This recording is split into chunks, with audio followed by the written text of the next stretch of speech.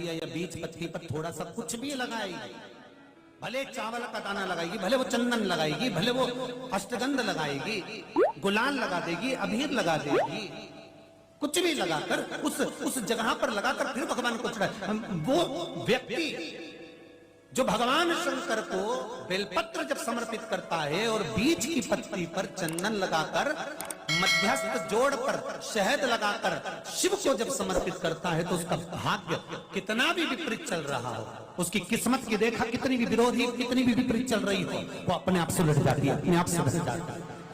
उसको सुधारने के लिए कोई दूसरा नहीं आता। आप अपनी किस्मत को संवार सकते हो, आप अपनी किस्मत को संवारने में देरी नहीं कर सकते, आप स्वयं संवार सकते। इतना सुंदर कहा है, जिस दिए में बाती लगी हुई है, बाती पूरी जल चुकी है, उसकी राख या उसका काला थोड़ा सा भाग दिए के अंदर रखा है और आपने दूसरी बाती रखकर उसको जला दिया, तो वो जलाया गया जो भाग है लक्ष्मी को छीर्ण कर देता। 15 दिन तक व्यापार ठीक नहीं चल सकता।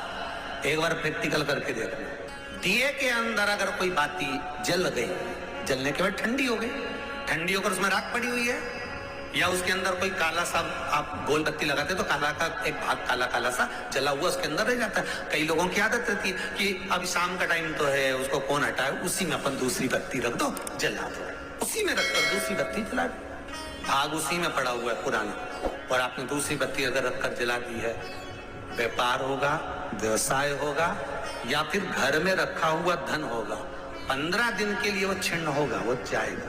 पैसा टिकने वाला नहीं 15 दिन तक, चाहे कुछ भी कर लो। कई लोग कहते भी होंगे कि हमारी दुकान तो 8 दिन तो अच्छी चलती है, 8 दिन के बाद नया क्या हो जाता है, 15 दिन अच्छी चलती, 15 दिन के बाद नया जाने क्या हो जाता है। तो उसमें गलती ढूंढो कि हम गलती क्या कर रहे हैं। नहीं तो व्यापार तो अच्छा चल रहा है, ग्राहक भी आ रहे हैं, सब कुछ होता है। जब 15 दिन ग्राहक आते हैं तो 15 दिन क्यों नहीं आते, 8 दिन ग्राहक आते हैं तो 8 दिन क्यों नहीं आते, उसके पीछे तुम्हारा कोई कारण होगा। फिर अपनी गलती को ढूंढो कि हमारी गलती क्या हो। या तो बहू है, या सास, या घर में रहने वाला कोई व्यक्ति, या घर के बच्चे दिए में दिया रखकर जला देते, मतलब उस बाती को फिर रखकर जला दिया, तो अब उसको तो तुम्हें भोगना है। अब उनको नहीं मालूम कि गलती क्या हो रही, गलती अपन कर रहे हैं। कितना सुंदर संवाद है वहां, बहुत ध्यान दीजिएगा जरा।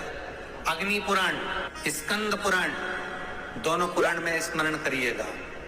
कार्तिक खंड स्कंद पुराण का पढ़िए और अग्नि पुराण का भाग पढ़िए। बेलपत्री का पेड़ हो, पीपल का पेड़ हो, बड़ का वृक्ष हो, चाहे आंवले का वृक्ष हो, चाहे घर मंदिर से बाहर जाकर, अर्थात घर से बाहर जाकर, मंदिर से बाहर जाकर खुले में अगर आप कोई दिया जला रहे हो, दीप प्रकट कर रहे हो, तो उसमें इतना घी, इतना तेल मत डालकर जलाना कि दिया ठंडा हो जाए और तेल और घी उसमें पड़ा की पड़ा रह जाए। कई बार आपके साथ में भी हुआ होगा, आप दशा माता की पूजन करने गए हो, या पीपल की पूजन करने गए हो, या वृक्ष की पूजन करने गए, आंवले की पूजन करने गए, बेलपत्री का पूजन करने गए, तुमने तो दिए में घी डाल लिया ज्यादा, बत्ती भी लगा दी तुमने, और इस भाव से लगाई कि जलेगा थोड़ी देर तक, और मालूम पड़े तुम्हारी पूजन हुई, हवा का वेग आया, दिया ठंडा हो गया और उसमें घी पड़ा रह गया, उसमें तेल पड़ा रह गया।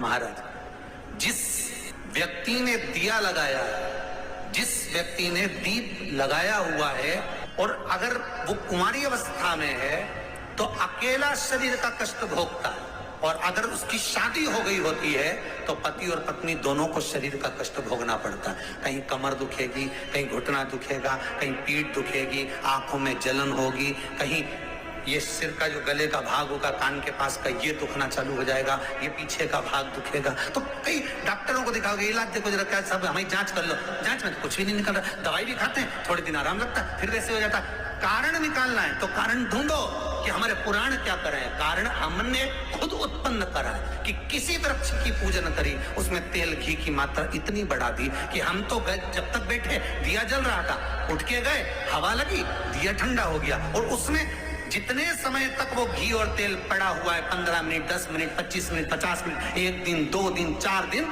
तो वो बार बार पलट पलट कर वो स्वास्थ्य को खराब करेगा ही, चाहे कुछ भी कर लो, कितनी भी जांच करो। ध्यान दीजिएगा, जीवन में अगर कहीं अशांति का अनुभव होता है, मन को शांति नहीं रहती, बार बार ऐसा लगता है कि रोना आ रहा है, कुछ घर में अच्छा नहीं लग रहा, कहीं आंख फटक रही है, कहीं कोई फड़क रहा है, तो कभी ऐसा लगे एक सफेद फूल पुष्प कुंदकेश्वर महादेव के नाम से अपने घर में से लेकर घुमाकर शिव जी को समर्पित कर कर आ जाओ। वापिस आओगे ना तो रुआसा सा मन होगा, ना मन में अशांति होगी। इतना पावर बाबा दे देंगे कुंदकेश्वर महादेव कि आपको खुद अनुभव हो जाएगा।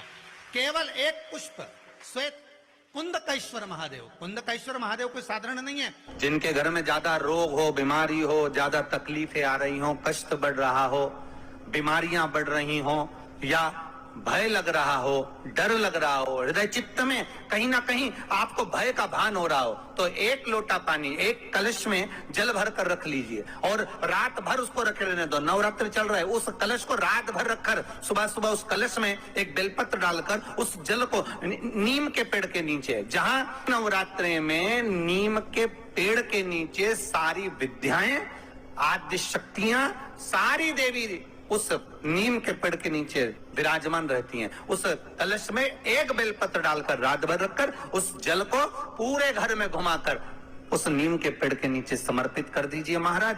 घर में भय लगना बंद हो जाएगा, कोई बड़ी बीमारी आपको घेरेगी नहीं और उस बीमारी से, उस रोग से आप मुक्त रहेंगे। उस बीमारी से, उस रोग से आप मुक्त पाएंगे। शंकर भगवान पे चढ़ा हुआ जल जो बहकर जाता है उसको 3 जगह पर जरूर लगाना चाहिए। ध्यान से सुनिएगा। 9 ग्रह जो शरीर पर राहु, केतु, मंगल, बुध, शनि परेशान करते हैं, उसकी समाप्ति के लिए शिव पर चढ़ा हुआ जल नैनों पर, कंठ पर,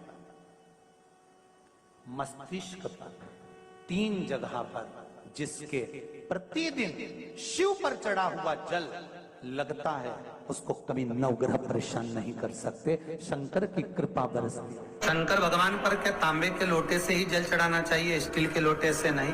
प्रयास करा करो तांबे के लोटे से जल चढ़े। कि तांबे का लोटा जिसका मुख छोटा हो, गला लोटे का मुख छोटा हो, ऐसे लोटे से जब हम भगवान का अभिषेक या पूजन करते हैं तो उससे बीमारी समाप्त होती है और रोग छिन्न होता है। तांबे के लोटे से शंकर भगवान को दूध चढ़ाना चाहिए, नहीं चढ़ाना चाहिए? शास्त्र कहता है तांबे के लोटे से दूध चढ़ाने से पूत छिन्न होता है, इसलिए तांबे के लोटे से दूध ना चढ़ाएं। अगर दूध चढ़ाना है तो स्टील का पात्र ले लें, चांदी का पात्र ले लें, आदि दूसरे पात्र ले लें, पर तांबे के पात्र से दूध ना चढ़ाएं। शिव महापुराण में एक बात अच्छी लिखी और स्कंद पुराण में भी लिखी है कि यदि तुलसी और बेलपत्र, क्या क्या चीज, तुलसी और बेलपत्र बिना नहाए स्पर्श नहीं करना चाहिए।